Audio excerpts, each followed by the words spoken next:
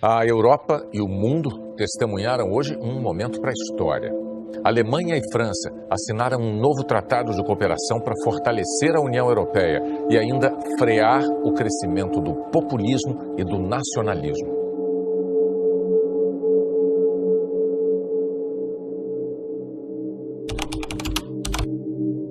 Foi no meio da fronteira que os dois países se reencontraram. De um lado, a França de Emmanuel Macron, do outro, a Alemanha de Angela Merkel. O presidente e a primeira-ministra representam duas nações que já foram inimigas e, há tempos, preferiram caminhar juntas. O novo tratado simboliza um impulso à Europa. Merkel assinou embaixo por um sistema de defesa integrado e mais convergência econômica e fiscal. Macron declarou que essa cooperação é o que protege de verdade o continente.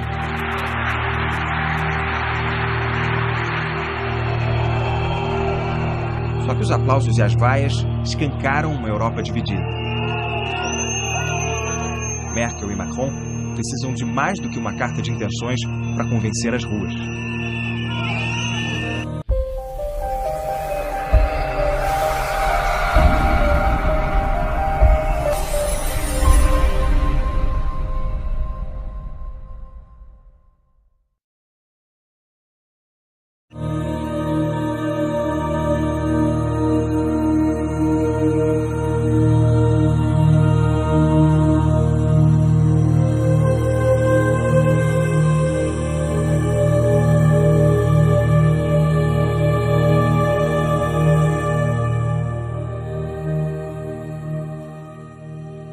Angela Merkel saiu em defesa da ordem mundial multilateral e destacou os acordos como uma virtude nas relações internacionais. Eu e os integrantes do meu governo lutaremos com todas as forças para que o multilateralismo é algo indispensável para o desenvolvimento no mundo todo. Merkel afirmou que cada país, ao pensar em seus interesses nacionais, também deve considerar os de outras nações para poder chegar a soluções vantajosas para todos.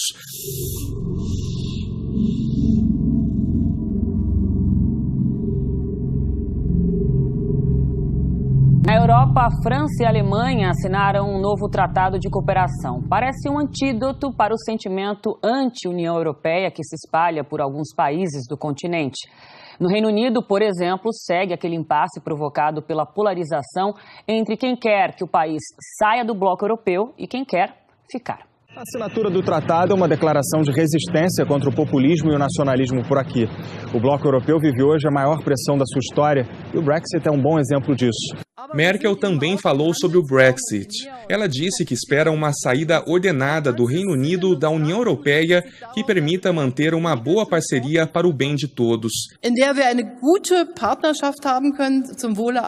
Ela também lembrou que em algumas áreas, como a segurança, a cooperação com o Reino Unido é indispensável.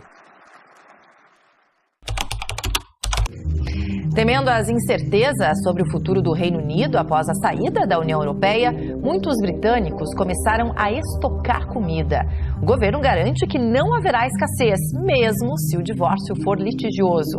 Os detalhes de Londres com o correspondente Felipe Killing. O futuro do Reino Unido hoje é um grande ponto de interrogação. A data oficial para a saída da União Europeia é 29 de março e até agora não há nada definido. Sem um acordo, as relações com o bloco podem ser cortadas do dia para a noite. Uma das consequências imediatas seria o fechamento das fronteiras, com filas enormes para cruzar as importações. Nesse cenário de incertezas, muitos britânicos estão se preparando para o pior e estocando comida. E já tem gente lucrando com o desespero alheio. Uma empresa de Leeds, no norte da Inglaterra, está vendendo o chamado kit de sobrevivência do Brexit.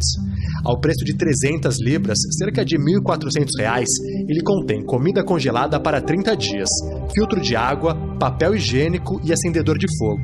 O cenário catastrófico será sentido muito mais no bolso do que no estômago.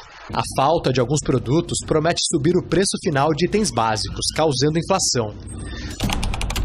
Não há sorrisos, palmadinhas nas costas, nem apertos de mãos. Mas antes um conflito diplomático sem fim à vista entre Itália e França. Os governantes italianos têm atacado o país vizinho com acusações e provocações. A última tem como autor o vice-primeiro-ministro Matteo Salvini, que disse esperar que os franceses não escolham o partido do presidente Macron nas eleições europeias. Mas as críticas começaram pela política migratória da França. Ele dá-nos lições sobre generosidade, bondade, hospitalidade, solidariedade e depois rejeita milhares de migrantes na fronteira com a Itália, em Ventimiglia e Piemonte. Espero que os franceses consigam em breve libertar-se de um presidente tão mau. O parceiro de coligação, o vice-primeiro-ministro italiano Luigi Di Maio, também já tinha acusado a França de gerar pobreza em África. Se a França não tivesse colónias africanas, as quais empobrece, seria a 15ª potência económica mundial, mas está entre as que lidera por causa do que está a fazer em África. A decisão de Donald Trump de retirar as tropas americanas da Síria criou uma crise entre Estados Unidos e Turquia, aliados na OTAN, a Aliança Militar Ocidental. Trump ameaçou devastar a economia da Turquia se o presidente Recep Erdogan cumprir a promessa de esmagar as milícias curdas que atuam no norte da Síria. Essas milícias lutam ao lado dos americanos na campanha contra o grupo extremista Estado Islâmico, mas são consideradas terroristas pelo governo turco e agora se sentem sozinhas, abandonadas com o anúncio da retirada americana.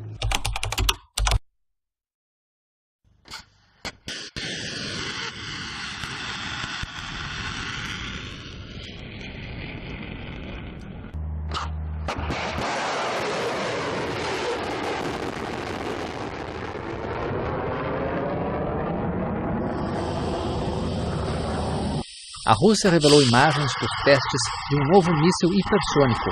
O dispositivo é chamado de Avangard. De acordo com o presidente russo Vladimir Putin, o sistema é invencível para a tecnologia atual e até mesmo para futuras tecnologias dos inimigos.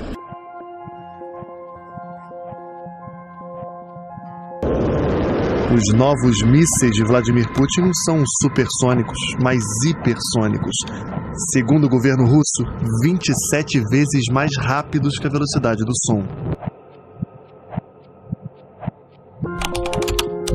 A falta de sintonia entre Rússia, Irã e Turquia está criando obstáculos para um acordo de paz na Síria. Os três países que se dizem capazes de garantir a paz na Síria se comportam como desfazedores de esforços da ONU, procurando garantir eleições dos mesmos países.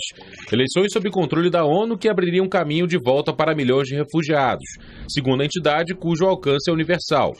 A ONU criou um comitê de 150 membros para supervisioná-las. Os que querem sepultá-la são apenas 3: Rússia, Irã e Turquia, também envolvidos em abandono de acordo de armas de destruição maciça. O sistema antimíssil Arrow 3 foi testado com sucesso em Be'er Yaakov, na região central de Israel. O programa foi desenvolvido e financiado em conjunto com os Estados Unidos. O sistema foi projetado para interceptar artefatos acima da atmosfera e com alcance de até 2.400 quilômetros.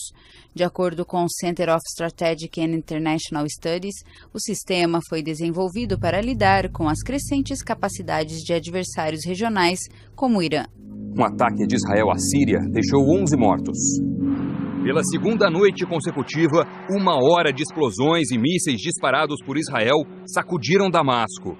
A Rússia, aliada do governo sírio, afirmou que 30 mísseis israelenses foram interceptados. Segundo Israel, a operação atacou alvos de defesa da Síria e do esquadrão de elite da Guarda Revolucionária Iraniana no país. O exército israelense justificou os bombardeios, afirmando que tropas iranianas fizeram disparos contra o território ocupado das colinas de Golã. A ameaça de um confronto direto entre os rivais Israel e Irã tem aumentado na Síria desde que as forças armadas iranianas começaram a lutar ao lado de Bashar al-Assad contra rebeldes em 2012. To Japan now, and that country has adopted new national military plans that call for beefing up Japan's multi-dimensional military capability, citing increased security risks in Northeast Asia.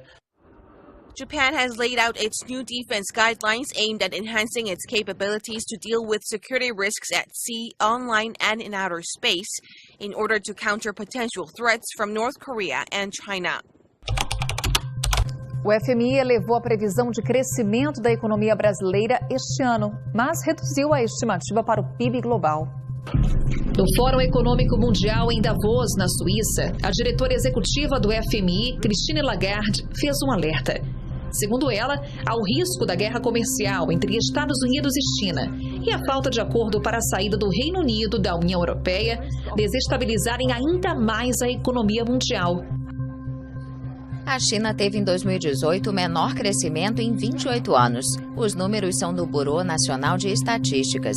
O aumento do Produto Interno Bruto foi de 6,6%, acima da meta de 6,5% estabelecida pelo governo e dentro da previsão média de 13 analistas consultados pela AFP. Ainda que próximo do percentual de 2016, quando chegou a 6,7%, este crescimento anual é o mais baixo desde 1990.